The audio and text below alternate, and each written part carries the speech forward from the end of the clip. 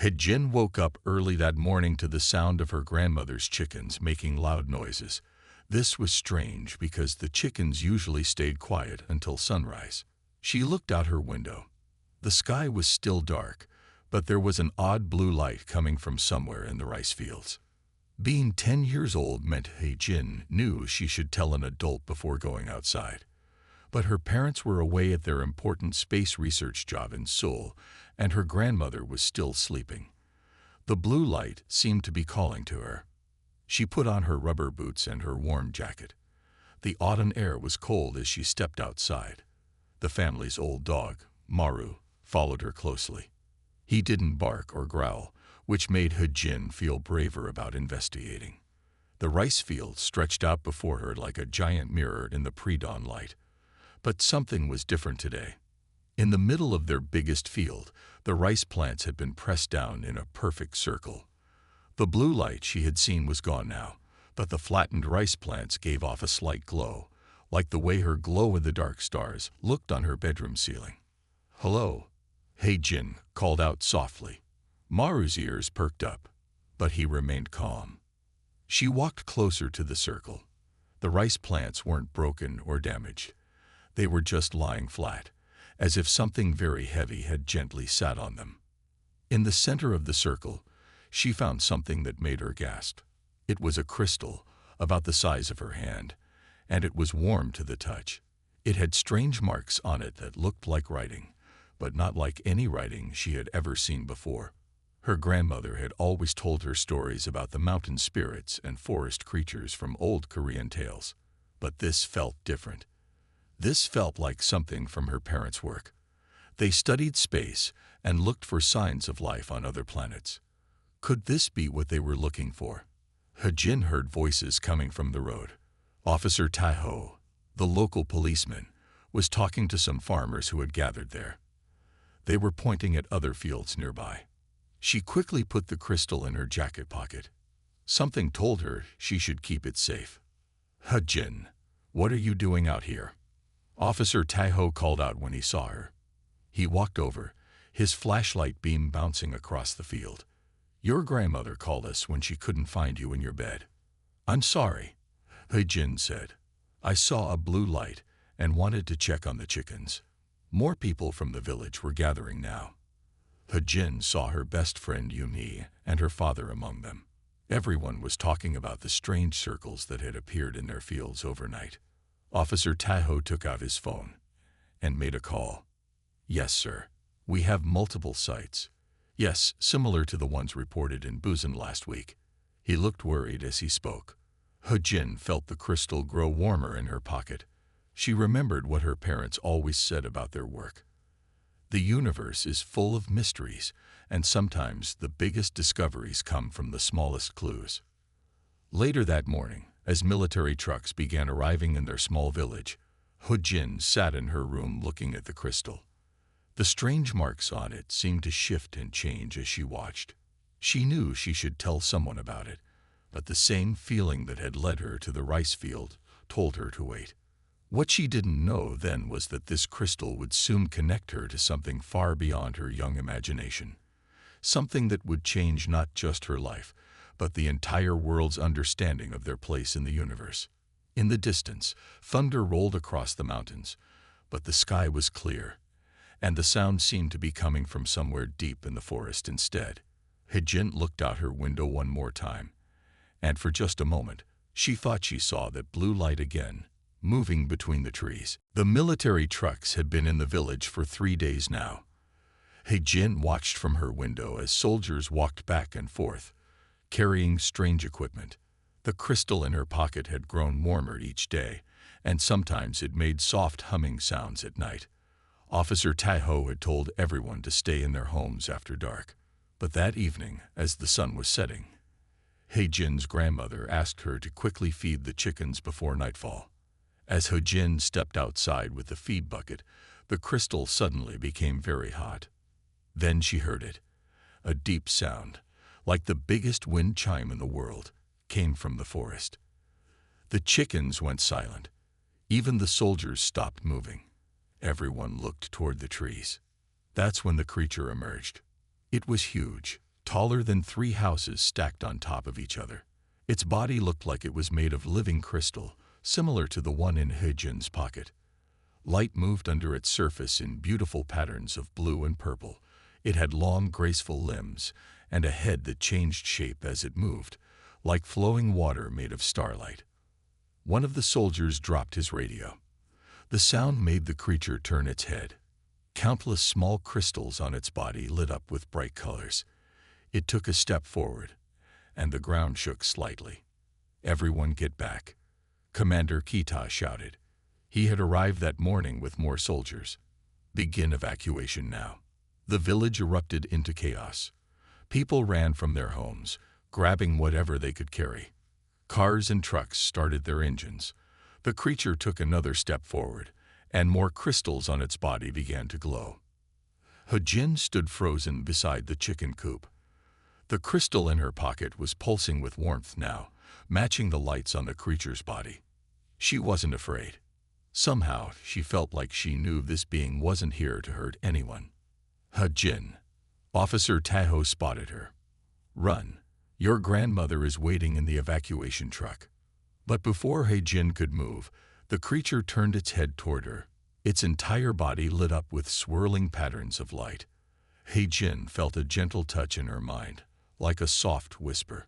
The crystal in her pocket grew warmer, not hot enough to burn, but comfortable like a small sun. The soldiers were raising their weapons now. Commander Kita was shouting orders into his radio. But the creature kept its attention fixed on He-Jin. It lowered its massive head, bringing it closer to where she stood. The patterns of light across its body changed to soft, gentle colors. "He-Jin." Officer Taho was running toward her. The creature made a sound then, a beautiful musical tone that made the air itself seem to shimmer. More crystals began rising from the ground around it, each one glowing with the same light as the one in He-Jin's pocket. Through the chaos of people running and soldiers shouting, He-Jin felt something extraordinary. The creature was trying to communicate. Each pulse of light, each musical tone, carried feelings and images. They weren't scary at all. They felt like questions, like someone lost, asking for help. Commander Kita was ordering his soldiers to surround the creature, but He-Jin knew she had to do something first. This wasn't a monster or an invader. This was someone who needed help, who had been drawn here by the crystal she had found. As the sun set behind the mountains, casting long shadows across the village, He-Jin made a decision that would change everything. She took the crystal from her pocket and held it up high. The creature's lights pulsed in response, and in that moment, two worlds began to meet. In the growing darkness, He-Jin found herself being pulled away from the creature by Officer Taho. But as they ran toward the evacuation trucks, something unexpected happened. The ground shook, and a bright flash of light made everyone stop and cover their eyes. When He-Jin looked again, she saw that the creature had moved between her and the trucks. It wasn't trying to hurt anyone. It was keeping her from leaving. The crystal in her hand was now glowing so brightly that it lit up the whole area around her. "Please," Commander Kita called out to her, "put that crystal down and come here slowly." But He-Jin couldn't. The crystal was showing her things now, pictures in her mind. She saw the creature, younger and smaller, playing with others like it in a beautiful crystal forest. She saw huge ships made of the same glowing material, peacefully exploring different worlds. She understood that this creature was young too, just like her. "It's okay," He-Jin said loudly, hoping everyone would listen. "It's lost. It's scared." The creature lowered its massive head again, bringing it close to He-Jin. Up close, she could see that parts of its crystalline body were damaged. There were cracks and dark spots that shouldn't be there. It was hurt. Through the crystal, more images came to He-Jin's mind. She saw the creature's ship being hit by something as it passed Earth's moon. She saw it falling, separating from its family group, and landing hard in the forest 3 nights ago. "You need help," He-Jin said softly. The creature made a gentle humming sound that reminded her of her mother's lullabies. Officer Taiho stepped forward carefully. Hejin, what's happening? It's trying to talk to us, she explained.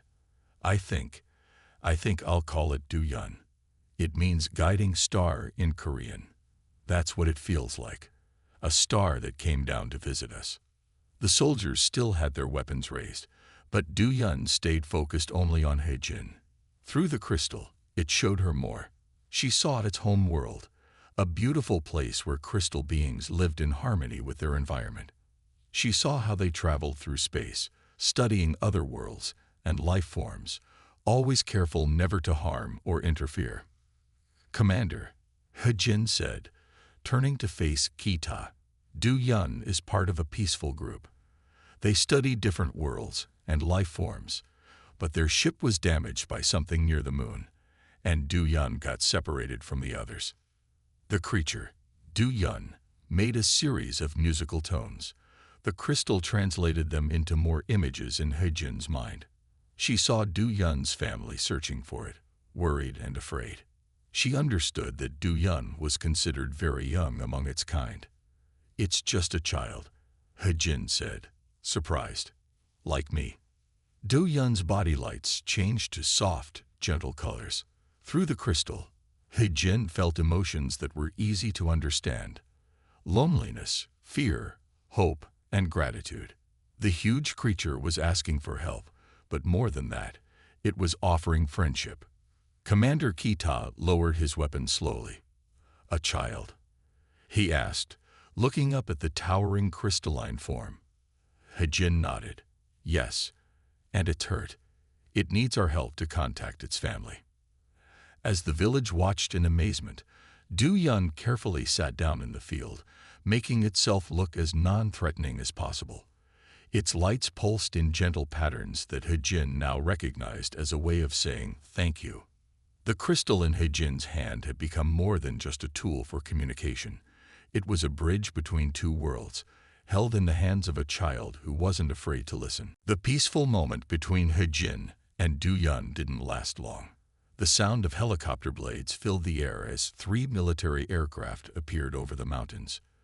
Duyun's body immediately lit up with frightened patterns of red and orange. Through the crystal, Hejin saw flashes of what had hurt Duyun near the moon, machines that looked very similar to these helicopters. The young alien creature began to back away toward the forest. Wait, Commander Kita shouted into his radio. Hold your position. We have a peaceful contact here. But the helicopters kept coming. Their spotlights locked onto Duyun, whose crystalline body sparkled in the harsh light. The alien's fear flooded into Hejin's mind through the crystal. Not fear for itself, but fear of having to defend itself and possibly hurting someone. Hejin made a quick decision. Duyun, follow me. She called out, running toward the forest path. She knew well from her walks with Maru. The crystal pulsed warmly in her hand, telling her that Duyun understood. The massive creature moved with surprising grace for its size, carefully avoiding houses and power lines as it followed Hejin. The helicopters swooped lower, and soldiers began running after them. Stop, both of you. Commander Kita's voice echoed through a loudspeaker. This is a restricted area. But Hejin kept running. She knew these woods better than anyone, all the hidden paths and secret places where she used to play. Duyun's footsteps shook the ground behind her, but the creature was being careful not to step on any trees. Through the crystal, Duyun sent her images of where it wanted to go, higher into the mountains, where its kind had hidden special communication devices long ago. If they could reach one of these devices, Duyun could call its family for help. The helicopter spotlights danced through the trees, creating strange shadows. Military drones buzzed overhead like angry metal insects. Hejin led Duyun through a narrow valley where the helicopters couldn't follow easily. There's an old temple up ahead, Hejin said, breathing hard as she ran. We can hide there. Duyun's lights dimmed to a soft glow, making it harder for the helicopters to spot. The crystal showed Hejin how worried the young alien was about putting her in danger. But she sent back feelings of determination through their connection. Friends helped each other, no matter what. They could hear soldiers crashing through the forest behind them. Commander Kita was still calling for them to stop. More drones appeared, their red lights blinking in the darkness. Hejin's legs were getting tired, but she kept running. The old temple was just ahead. She could see its roof through the trees. Du Yun was moving more slowly now, trying to stay quiet despite its huge size. Suddenly, a helicopter appeared right in front of them, hovering over the temple. Its spotlight caught them in a bright beam. Du Yun raised one of its crystalline arms, and for a moment, Hejin felt a surge of power through the crystal. The alien could easily defend itself. It had the power to disable all these machines in an instant. But Du Yun didn't want to hurt anyone. Instead, it looked down at Hejin, waiting for her guidance. In that moment, she realized that this enormous, powerful being was trusting her, a small human child, to help it find a better way. The soldiers were getting closer. The helicopters were closing in. But Hejin had an idea. She remembered something her parents had said about their work. Sometimes the best path forward isn't the most obvious one. The old temple was dark and quiet when Hejin and Du Yun reached it. The helicopter's lights couldn't shine through its thick stone walls. Hejin led Du Yun through the main entrance, which was thankfully tall enough for the creature to duck inside. Inside the temple, Du Yun's crystalline body provided soft light. The alien's colors had changed to calm blues and greens. Through their mental connection, Hejin could feel that Du Yun was finally relaxing a little. "We can rest here for a while," Hejin said, sitting down on an old wooden bench. Her legs were shaking from all the running. "The soldiers will have trouble finding us in here." Du Yun settled carefully on the temple floor, trying not to disturb anything. The crystal in Hejin's hand grew warmer, and suddenly her mind was filled with beautiful images from Du Yun's homeworld. She saw massive cities made entirely of living crystal, reaching up into purple skies. She saw Du Yun's family, tall, graceful beings who communicated through light and music. She learned that Du Yun was part of a young explorer group sent to study Earth's amazing variety of life. "Your world is beautiful," Hejin whispered. "But why have you been watching Earth in secret?" The crystal shared more images. Hejin saw how Du Yun's people had been watching humanity for a long time. They saw humans making great progress in science and art, but also fighting wars and damaging nature. They wanted to wait until humans were ready for contact, ready to accept beings who were very different from themselves. "But you didn't mean to make contact yet, did you?" Hejin asked. Du Yun's lights dimmed slightly. Through the crystal, Hejin saw what had happened. The young alien study group had gotten too close to Earth's orbital defense systems. Their ships weren't supposed to be detected, but something had gone wrong. When the human weapons fired, Du Yun's ship was damaged, and it fell to Earth alone. Outside the temple, they could hear soldiers moving through the forest. But inside, time seemed to stand still as Hejin learned more about her new friend. Du Yun showed her how its people could share knowledge and feelings across great distances. They believed all life was connected, just like the crystals that grew on their world. Suddenly, Hejin's phone rang. She had forgotten it was in her pocket. The screen showed a message from her mother. "We're coming. Stay where you are. We know what Du Yun is." Hejin looked up at the alien in surprise.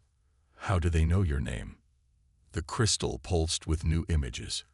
Hejin saw her parents in their laboratory, studying signals from space. She saw them finding patterns that matched the crystals Du Yun's people used. They had been quietly preparing humanity for first contact, working with others around the world. "Your people chose my parents to help?" Hejin asked, amazed. Du Yun's body glowed with warm colors. Through their connection, Hejin understood that nothing was by chance. The crystal she found had called to her because she could understand, because children often saw truth more clearly than adults. Outside, the helicopters were still circling, but Hejin wasn't afraid anymore. She knew her parents were coming, and she knew they would help explain everything to Commander Kita. Du Yun had trusted her, and now she needed to trust that the truth would help others understand too. He Jin's parents arrived at the temple just before sunrise. Dr. Songmin and Dr. Jai Yun walked calmly past the surprised soldiers, carrying strange equipment that looked similar to Du Yun's crystals. "We've been waiting for this day," Dr. Songmin said, looking up at Du Yun with a gentle smile. "Though we didn't expect it to happen quite like this." Through the crystal, He Jin felt Du Yun's relief at seeing the familiar technology. Her parents placed their devices in a circle, and they began to glow with the same kind of light as Du Yun's body. Commander Kita stepped into the temple, looking confused. "Dr. Songmin, Dr. Jai Yun, you know about this creature?" "Yes," Dr. Jai Yun said. "Our research team has been preparing for first contact for the past 10 years. Du Yun's people have been watching Earth for a very long time." The crystal in He Jin's hand pulsed, and new images filled her mind. She saw her parents meeting in secret with scientists from many countries. She saw them receiving messages from Du Yun's people, learning about their peaceful civilization. "The crystals we've been studying," Dr. Songmin explained to Commander Kita, "are part of a communication network. Du Yun's people left them on Earth long ago, hoping we would find them when we were ready." Du Yun's lights shifted to form patterns that He Jin now recognized as words. Through the crystal, she could understand them. "We have watched humanity grow," the young alien was saying. "We have seen your capacity for both creation and destruction. We wanted to wait until you could accept us without fear." Dr. Jai Yun translated the message for everyone. The soldiers in the temple lowered their weapons, staring in amazement as Du Yun continued to communicate through light and crystal. "Our worlds are connected," Du Yun's message continued. "The crystals grow on both our planets. They are bridges between our kinds. We believe that all life in the universe is meant to learn from each other." He Jin watched as her mother connected their equipment to a larger crystal. Suddenly, a giant image appeared in the air above them. It showed a map of the galaxy, with lines of light connecting Earth to Du Yun's homeworld. "There are more than 100 worlds with intelligent life in our galaxy," Dr. Songmin explained. Du Yun's people help guide younger civilizations toward peaceful contact with others. But first, each world must show they are ready. Commander Kita looked at his weapons, then back at Du Yun. "And how do we show we're ready?" Through the crystal, He Jin felt Du Yun's answer before it was translated. The young alien's lights pulsed with warm colors as it looked around at everyone in the temple. "You already have," Du Yun's message said. "When your weapons were aimed at me, you chose to listen to a child who saw truth. When you had the power to attack, you chose to understand instead." He Jin smiled up at her alien friend, understanding now why they had been brought together. Sometimes the most important messages came in unexpected ways. Sometimes the biggest steps forward happened because someone chose kindness over fear. The peaceful moment in the temple didn't last long. New military vehicles arrived outside, and more soldiers surrounded the building. A voice on a loudspeaker announced that the area was now under the control of the International Space Defense Force. Commander Kita looked worried. "These are my superiors," he said. "They may not be as willing to listen as we were." Through the crystal, He Jin felt Du Yun's concern. The young alien showed her images of other worlds where first contact had gone wrong because of fear and misunderstanding. Some civilizations had taken hundreds of years to recover from these mistakes. Dr. Songmin stepped forward. "Du Yun, can you contact your family? We need them here now." The alien's crystals glowed brighter, but then dimmed again. Through their connection, He Jin understood the problem. "The damage from the defense systems," she explained. "Du Yun is still too weak to send a strong signal."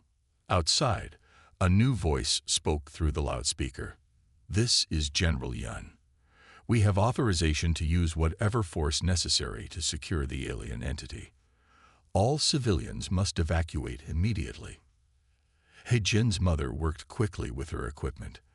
"The crystal network isn't strong enough," she said. "We need more power to reach Du Yun's people." Du Yun's body suddenly lit up with bright patterns.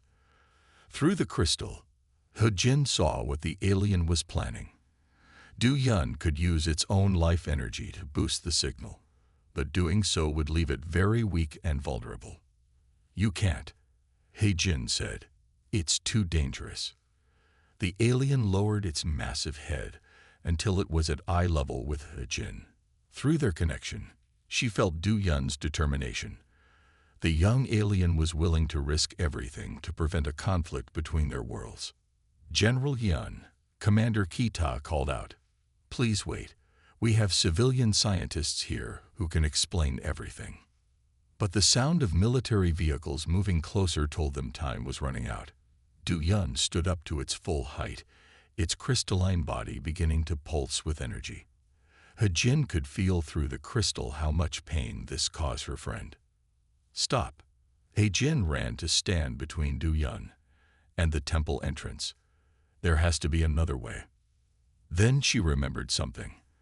The way the crystal had grown warmer when she first found it. The way it had called to her. She held it up, looking at Du Yun. "Use me," she said. "Use my energy instead." "He Jin." "No," her father called out. "We don't know what that could do to you." But through their connection, Du Yun showed He Jin that it wouldn't hurt her. Human children had something special, an energy that Du Yun's people called pure light. It was why the crystals had chosen her. He Jin held the crystal higher. Du Yun's body began to glow in response. As General Yun's forces prepared to enter the temple, a young human girl and a young alien joined their strength together, hoping to show both their worlds a better way forward. As He Jin held up the crystal, something remarkable happened. A beam of pure white light shot from her hands into the night sky. Du Yun's crystalline body glowed brighter than ever before, and the temple filled with beautiful colors. Through their connection, He Jin felt no pain, only warmth and joy. The crystal was using the special energy that all children had, the energy of pure imagination and hope. Du Yun's people had always known that the youngest minds were often the wisest. General Yun and his soldiers stopped at the temple entrance, amazed by the light show before them. Dr. Songmin's equipment began picking up signals from space. "It's working," he said. "Someone is responding." Suddenly, the clouds above the temple parted. A massive ship made of the same crystal material as Du Yun appeared in the sky.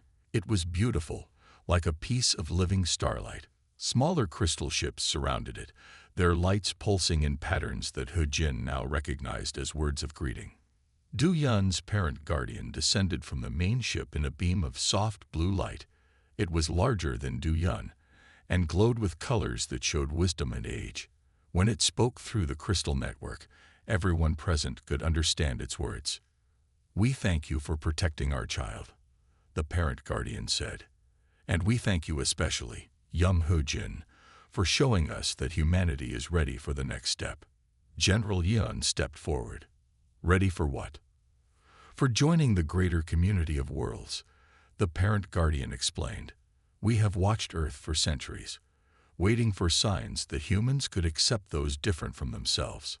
Today, when faced with something strange and powerful, you chose understanding over fear. More importantly, you listened to a child who saw with her heart." Commander Kita ordered all weapons to be lowered. Dr. Jai Yun and Dr. Songmin began sharing their research data with everyone present, showing how they had been preparing for this moment. From this day forward, the parent guardian announced, "Earth will be welcomed as a young member of the Galactic Exchange. We will share knowledge, culture, and friendship." And it all began because one small human showed kindness to a lost child of the stars. Du Yun moved closer to He Jin, its lights showing happiness and gratitude. Through their connection, He Jin felt that this wasn't goodbye, it was just the beginning. Du Yun would become Earth's first permanent cultural ambassador, helping humans learn about other worlds.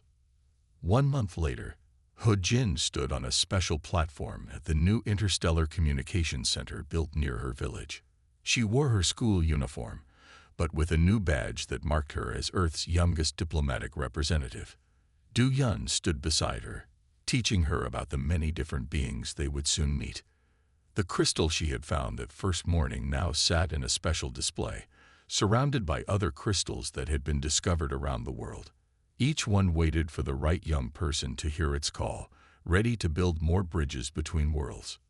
"Do you think there are other children out there like me?" He Jin asked her alien friend. "Other kids who might help connect our worlds?" Du Yun's lights sparkled with joy as it shared a vision of the future, a future where children from Earth and many other worlds would learn from each other, play together, and show the adults how to keep peace among the stars. After all, sometimes the biggest changes in the universe started with the smallest acts of kindness, and sometimes the wisest teachers were those who still saw the world with the pure, open hearts of children.